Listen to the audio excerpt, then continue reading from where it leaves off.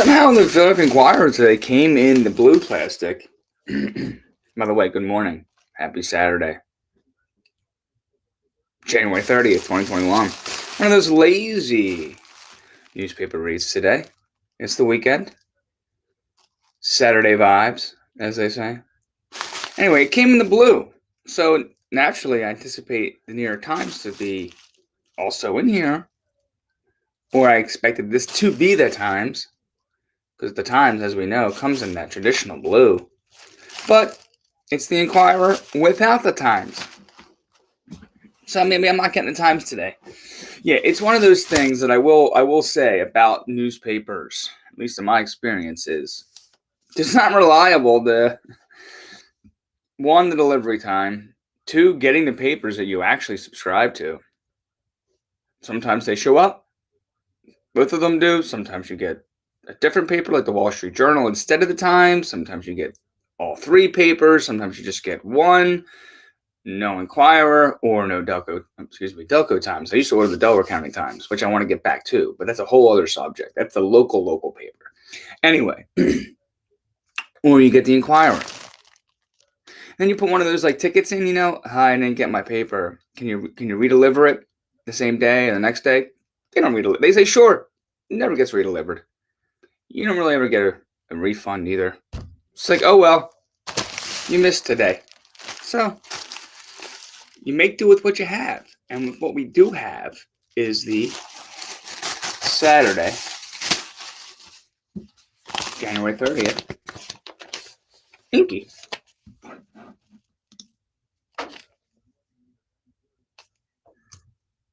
Right?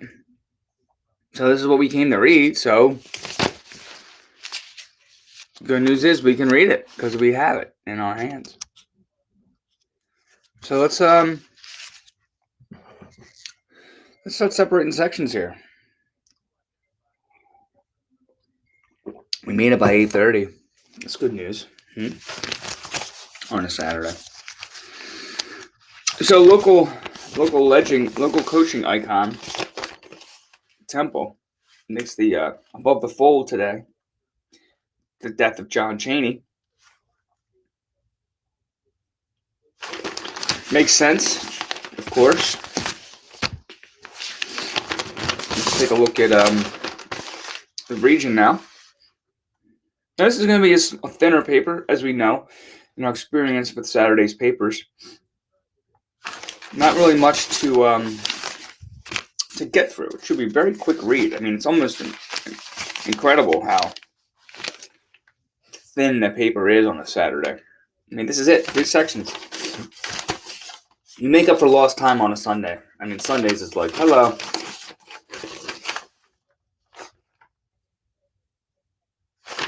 In sports.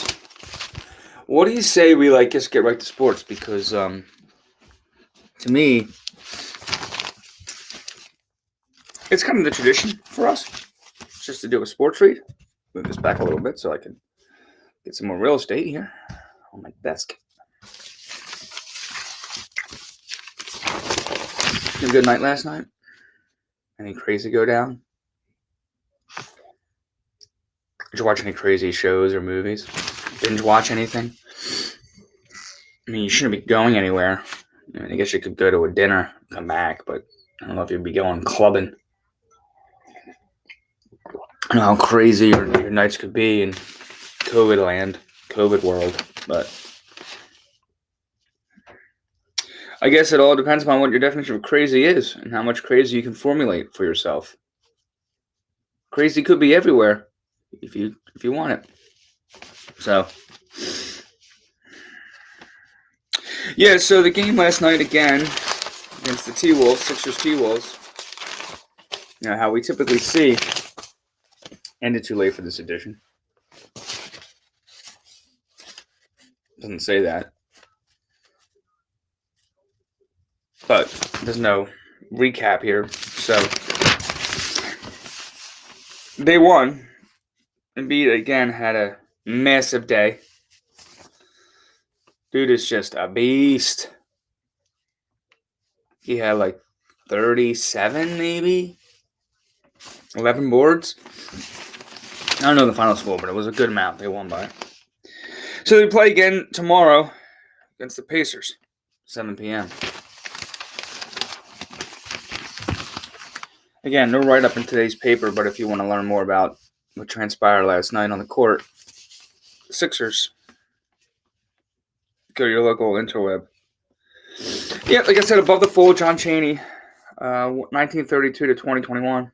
Yeah, Temple Owls coach. I am, of course, saddened. I mean, he was the coach of a local basketball team for, what's that, 24 years. But, I didn't go to Temple. I didn't really have much of an affinity for cheering for Temple. Not because I'm anti-Temple. I'm just not really a college basketball guy until March Madness. So I'm not going to spend too much time on than what I just spent talking about that. But I will look at a little bit of this coverage on Sirianni's news conference. Although I'm going to do that after a quick break. I'm getting summoned. So give me a moment. I'm going to put this on mute and just let you watch a little TV over here. And I'll be right back.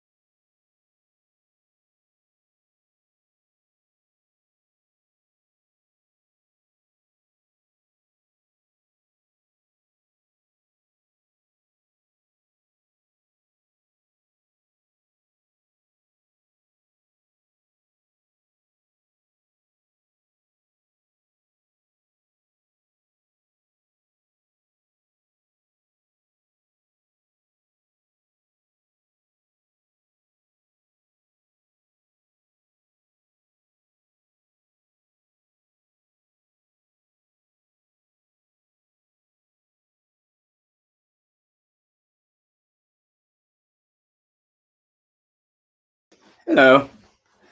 Sorry about that. There's always a lot going on around here, so I just gotta be available. Hope you don't mind. Getting back to sports now. We were at Sirianni. Listening to his news conference actually on 97.5, local sports radio station. I think he was just going on and on too much. He's doing a lot of babbling. Just wasn't really impressed with his apparent polished and calm styling. It seemed to me more of a dude, stop talking, please. But you can kind of get the sense of that sentiment from the pullout quote. I mean, look how long the pullout quote is. Dude was just kind of dropping words. I was like, I don't know. What did I just say? Hope it sounded good. It's something we have to evaluate. I'm not ready to say that either way yet. We're just evaluating our players, evaluating every position. We don't know any of these guys really yet from what we've seen on tape so far because we haven't watched any. Every position is going to be evaluated. And every position is going to be open, I guess, to say. And we can't wait to start watching the tape and seeing what our players can do. Sirianni. Les Bowen. New Eagles coach Nick Sirianni didn't offer any reassurance to disaffected quarterback Carson Wentz in Sirianni's introductory news conference Friday, or many specifics of how he plans to move forward in fixing a team coming off a 4-11 season. Sirianni, 39, seemed excited and maybe more than a bit nervous when he took center stage after a nearly 16-minute introduction from team owner Jeffrey Lurie that included minute details of the team's search process, well wishes to former running back's coach, Deuce Staley, and observations about cultural polarization. Sirianni said he has talked to Wentz and Jalen Hurts, whom he called, quote, top-notch quarterbacks. But naming a starter or having a time frame to name a starter, quote, hasn't even crossed my mind yet. Yeah, he definitely was just, like I said, he was just going on and on, babbling. You could tell he was definitely nervous. I mean, I don't know if that's really a good sign, frankly, for like your coach of what you would hope would be a high market, high visible market team. You think maybe he'd want to, maybe the PR folks would give him a little more training, the calm, measured delivery, especially when it was Les Bowen, if I recall correctly, from a read a few weeks ago or a few days ago. Time these days, just hard to tell how much time has actually passed. But Les Bowen, I think, was calling him it was complimenting the way he handles news conferences. Maybe he just needs to warm up.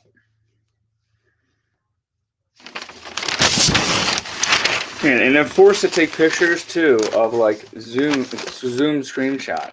Like that's what that is. And I don't have a choice. But you'd think like the Eagles publicity folks would send out a couple more high-res shots that they took to reporters instead of making them use screenshots. And maybe they did, but Les just chose the screenshot, or the paper chose the screenshot instead of one of the pictures that the publicity staff sent. I don't know.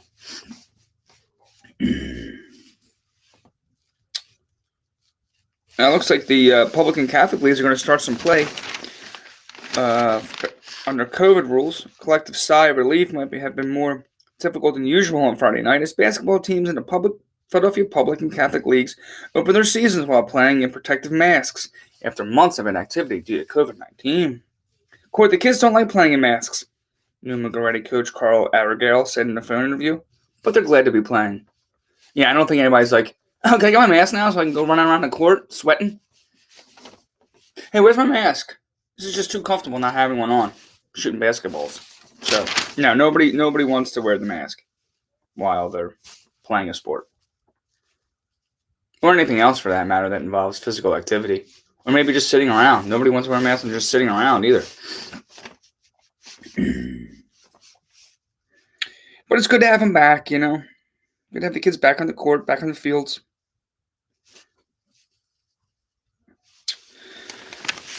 Let's see. During games, player will also be stopped if a mask inadvertently comes off or slides off their nose or mouth, just as it would have been stopped before the pandemic if a player who was bleeding.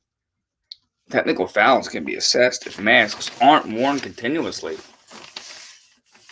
You gotta do what you gotta do. Flyers taking on the Islanders tonight, 7 p.m. Revenge is on the Flyers' minds, according to Ed Barkowitz. Flyers will play the New York Islanders for the first time since last year's playoffs. They have to hope their star players will show up and their power play won't go 0-13 again. Quote, I haven't seen them since Game 7 in the bubble, Flyers goaltender Carter Hart said Thursday. It's going to be a great battle. Two great hockey teams, and we're all looking forward to it. It took New York the full series to dispatch the Flyers, who used overtime goals in Games 5 and 6 to force the deciding game. But the Islanders were the better team throughout the series, after winning all three meetings during the regular season. Quote, we're excited for these two games, said Claude Giroux. It's not a good feeling when somebody knocks you out of the playoffs. Where are all the Islanders? What's their record? 3-4. The Flyers are 5-2-1. So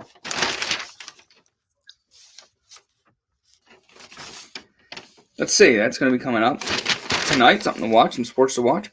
Sixers still atop the league.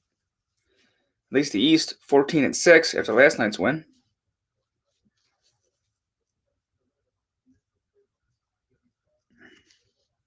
The Lakers didn't play last night, meaning that the Lakers stay at 14-6, as well as the Sixers. So they do have one of the best records in the league at this point. Moving on to weather. Oh, there you go. There's your weather. We know it's going to be kind of cold today with a high of 34. Still looking towards that snow on Sunday. Into Monday. 6-10 it says there. 6-10 storm total. Wow. Maybe it is time to get those eggs, bread, cheese, party mix. I don't know. Lunch meat. I don't know. Whatever else. What? Toilet paper? Sunset, 5:18. Oh, real quick. Texans responded to the Watson demand for trade rumor. The rumor that he's demanding for a trade, Quote, zero interest in trading Watson. Organizationally, just want to reiterate our commitment to Deshaun. He's had a great impact on this organization, a great impact on a lot of people, a great impact on this team, said General Manager Nick Caroline. They're trying to squash those rumors.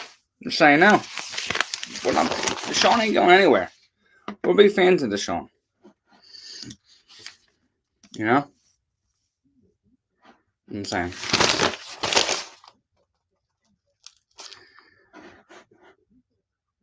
Ready, Sean? Get out your region section. Let's read it together. Okay?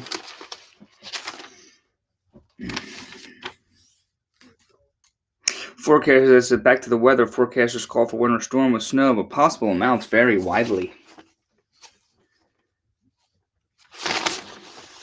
Looks like the count is likely off for the Philadelphia consensus. Review shows missteps hurt response rate in the city where there is a large digital divide. A shortage of paper 2020 census questionnaires hurt response rates in Philadelphia, where a large portion of residents don't have reliable internet access, and likely means the Census Bureau will undercount residents, according to a city review of census operations released Friday. Philadelphia won't know exactly how much the lack of forms affected its population count until the Census Bureau releases a report on the 2020 census this spring. City officials also think the Census Bureau's decision to open fewer satellite offices in the city in favor of mobile operations that targeted the places residents visit was, quote, detrimental to our ability to get a complete and accurate count. Great, we do the census once every 10 years, and it's like it's going to be flawed. But, it's Philadelphia, so. There's always some sort of complicating factor in doing what would seem to be rudimentary processing and or delivery of services, such as street sweeping, I don't know, trash pickup. There always seems to be some sort of like hang up. Now here's we get to the section where we read about local crimes / other news that might be a little bit disheartening, such as, quote, man charged with coercing teen into sex. After a 17-year-old he coerced into a sexual relationship started to ignore him, William Walker sent her harassing messages and texted explicit photos of her to her friends and family. Walker, 62. What a piece of garbage. 62 has been charged with trafficking in minors, unlawful contact with a minor, child pornography, and related offenses. He remains in custody in lieu of $25,000 bail.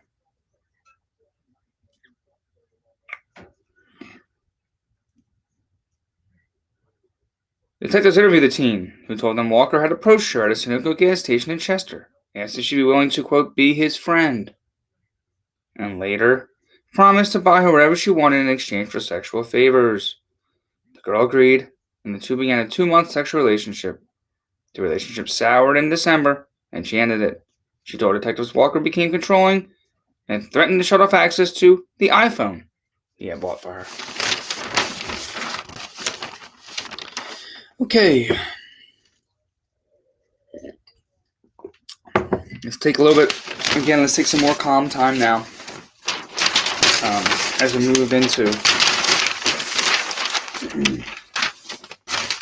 Should we do OBITS first, or do you want to do CAROLYN first? Let's do OBITS. I see CAROLYN here. I also see a horoscope, so we'll get to that. But first, let's take a moment just to acknowledge some folks in the past.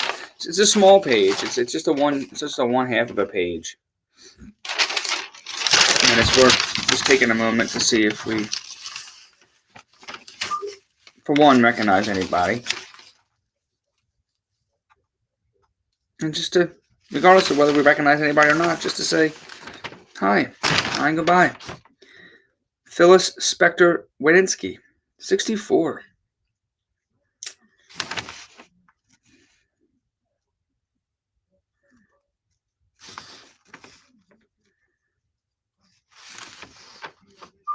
She embodied values inherited from her parents: decency, selfishness, resolve in adversity, goodness, and unquestionable love for family and friends. From the moment they said, I do, 22 years ago, she and Howard set an example of what a strong marriage looks like. Rooted in unconditional love, partnership, friendship, appreciation for one another's uniqueness, and mutual respect. She had the inability to, quote, hear the words written on the hearts of her children, even when unspoken. Interesting kind of line there, right? Okay, I hear you. Dude. This thing. It's the baby monitor. It's like the bane of our existence. No, that's not true. That's not true. It's just always going off.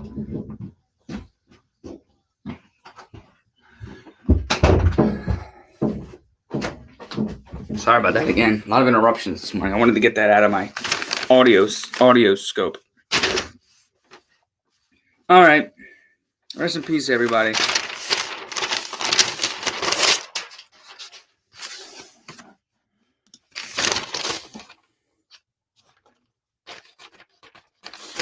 Time for CAROLYN.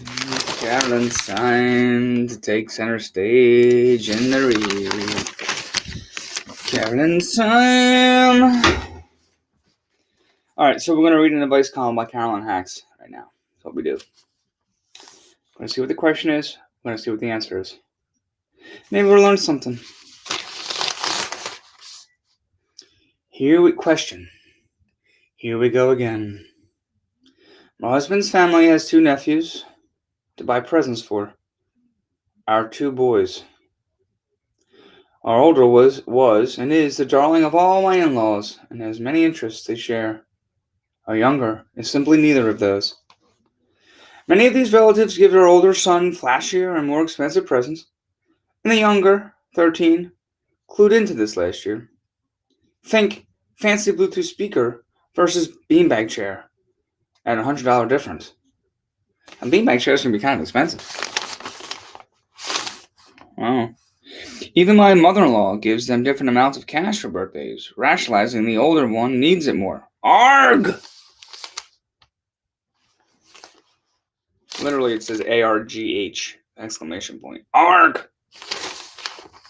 I was raised by parents who saw equal amounts spent as fair. Husband was not, and is loath to make waves. If our younger son were unfazed by repeat unequal gifts, then I'd bite my tongue and slip in some extra cash to make things equal. But he's not. What do I do? CAROLYN says, I see two choices, really. Tell the in-laws about the effects of their unequal giving, as you've perceived them, or tell your kids you're aware of the problem. Your husband has a say, of course, but his refusal to, quote, make waves also doesn't have to stand as a last word. You have equal claim on that. So ask him to talk to his parents about this and say if he'd rather not do that, then you're going to raise it with the boys directly.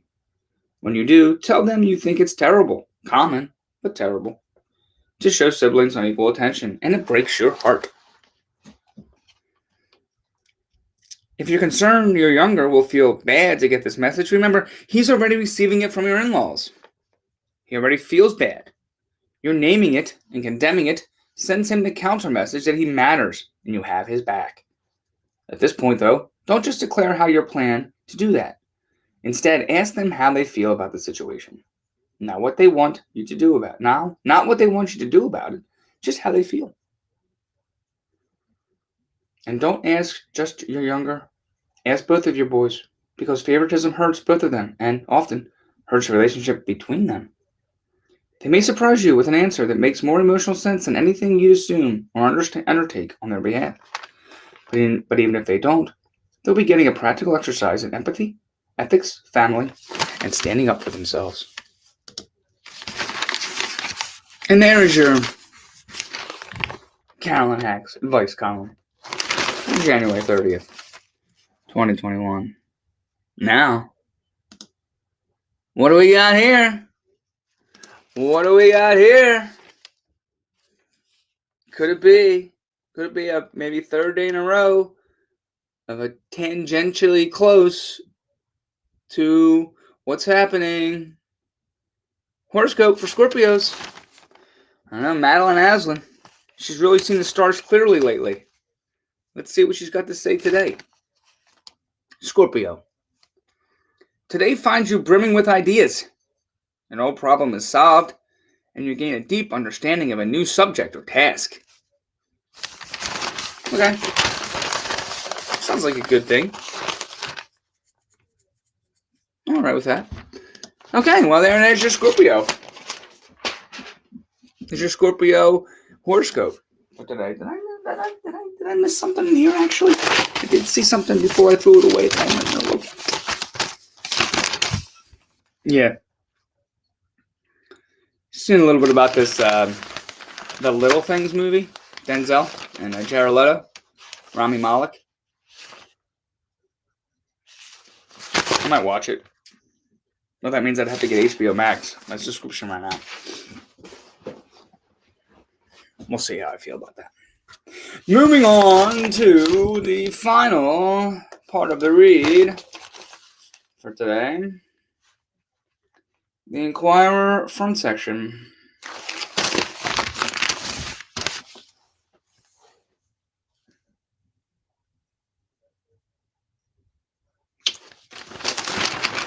Let's flip. Let's just flip through it. We're almost finished. Quiet day in the newspaper. This is typically the case on Saturdays.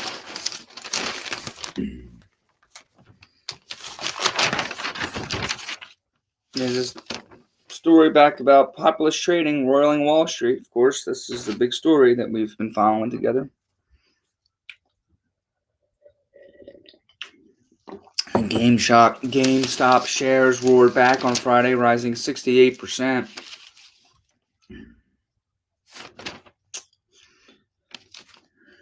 All right. Well,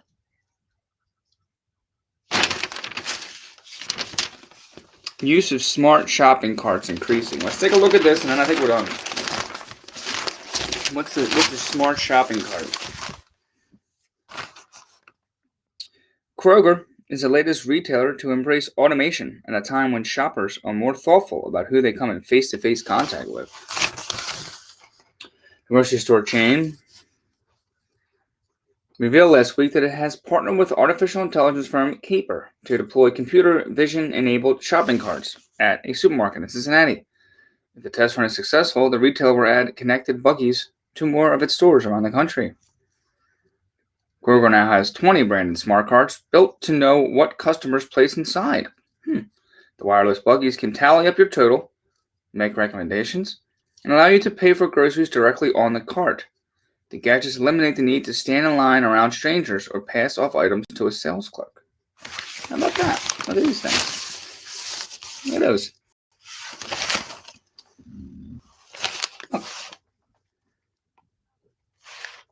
Fancy, huh? I mean, thinking, hey, I'm walking around the store. Oh, I want some Cool Ranch Doritos. Boom, this is how much it is. Totals up on your little screen. Oh, look, I found a 12-pack of Diet Coke. Boom, put it in there. Oh, look, a pear, an apple, some broccoli. I don't know, whatever else you buy. Boar's Head ham, Cooper Sharp. You put it in, grocery cart says, oh, thanks, thank you. Here's how much you owe. And then you pay it right there on the screen, on the cart. You don't got to talk to a single soul. You got to interact with a human. You can just go in, fill your cart, pay for it on your cart, walk out, put it in your car. I mean, listen. I like human interaction, but this is pretty convenient. I'm not going to lie.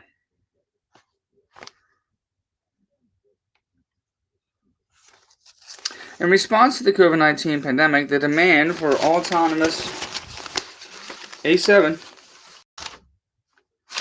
What do I do with A7? Did I toss it down here? Oh no. Oh. Sorry about this. I'm looking for A7. I wanted to read more about that. The autonomous checkout technology is driving grocers and retailers to innovate and adopt new technologies that keep shoppers safe and streamline checkout, said Linda Gao, CEO and co-founder of Caper, in a statement. Caper is the company that's making those automated grocery carts. Smart carts drive customers to spend more since the baskets can tally up totals in real time and expose people to more marketing materials while they shop. For instance, if you buy cereal, the cart might recommend that you buy milk as well. The firm says an average shopper's checkout total increases 18% when using the smart cart. So it's beyond just convenience and safety. It's, hey, you can get people to spend more money on stuff. Did you just get Captain Crunch? Did you want to get some chocolate milk? Oh, did you just buy some turkey? Did you want to get some stuffing? Some cranberry sauce? You got to prepare for Thanksgiving. You get before you know it. I don't know. Smart carts can cost retailers between $5,000 and $10,000 per unit. Well, if they're making 18% more on sales, do the math. It could end up balancing out if they get enough sharp carts in people's hands. Last year, Amazon introduced its smart dash carts to one of its stores in Woodland Hills, California. Customer feedback was so positive that Amazon added them to 5 more locations in California and an Amazon Fresh store in Naperville, Illinois. They've been so popular that we've added more dash carts to many of our fresh stores just to keep up with demand, Amazon said.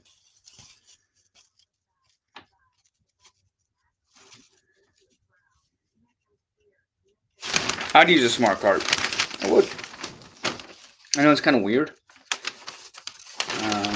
I guess. It's kind of odd. Kind of like creepy, but I'd use one. It's simple. It's like anything that helped me like get in and get out of a supermarket as quick as possible, I'm going to give it the old college try. If it doesn't work for me, I'll go back to scanning the items myself through the self-checkout. I've been doing self-checkout. I've been going. I mean, even though now you can, the lines for the checkout by the store workers are fine. And they have a lot of safety stuff, plexiglass, everything else. I prefer, like, even if I have a big load of groceries, just go into the conveyor belt, doing it myself.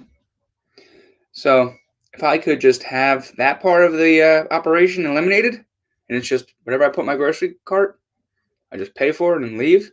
I don't know. I'd try it.